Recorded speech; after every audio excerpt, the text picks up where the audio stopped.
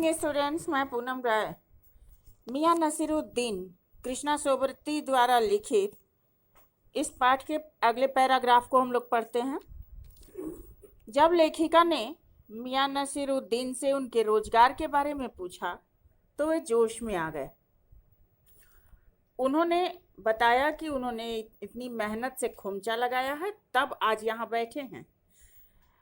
खोमचे वाले दिनों में जब वे भटकने लगे तो लेखिका ने बात का रुख मोड़ दिया और पूछा कि आपने खानदानी नानबाई होने का जिक्र किया, तो क्या यहाँ और भी नानबाई हैं?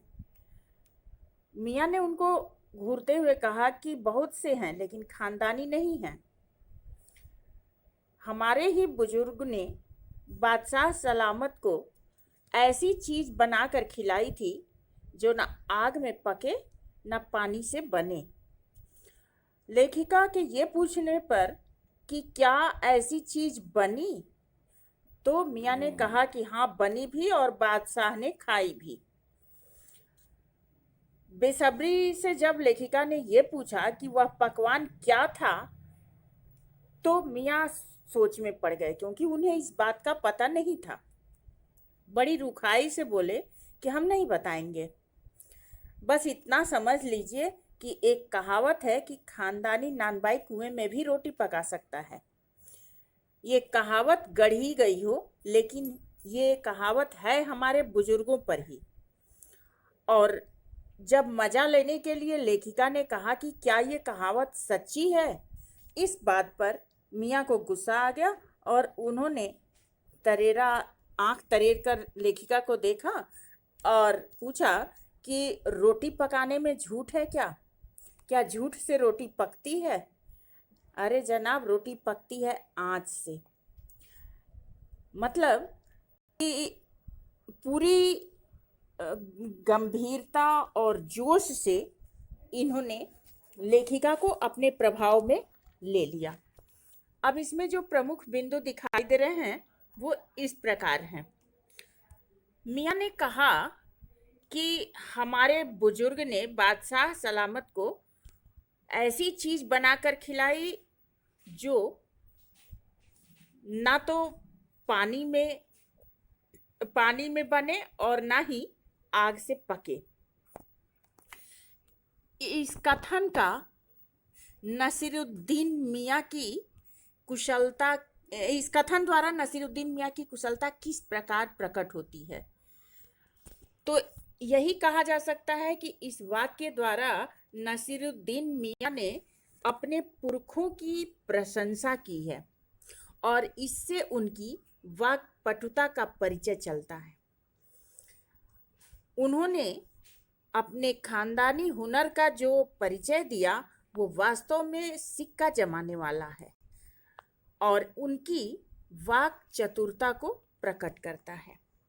मियाँ को अपने खानदानी हुनर पर गर्व क्यों है? क्योंकि मियाँ नसीरुद्दीन के दादा शाही नानबाई थे बादशाह के दरबार में, और बादशाह ने स्वयं भी उनके हाथों की बनी हुई रोटियां खाई थीं। उनके पुरखे कुएं में भी रोटी बना सकते थे, ऐसा उन्होंने कहा। वे स्वयं भी कई प्रकार की रोटियां बना लेते थे और इसी बात का उन्हें गर्व था। मियाँ ने लेखिका को आंखें तरेर कर क्यों देखा? जब नसीरुद्दीन मियाँ ने गर्वपूर्वक ये कहा कि खानदानी नानबाई कुएं में भी रोटी पका सकता है, तो लेखिका ने इस बात पर संदेह प्रकट किया और इसी संदेह प्रकट करने के कारण मियाँ नसीरुद्दीन तुनक उठे और उन्होंने आंखें तरेर कर लेखिका को तीखा जवाब दिया। मियाँ नसीरुद्दीन के स्वभाव की क्या विशेषता दिखाई देती है इस गद्यांश के आधार पर?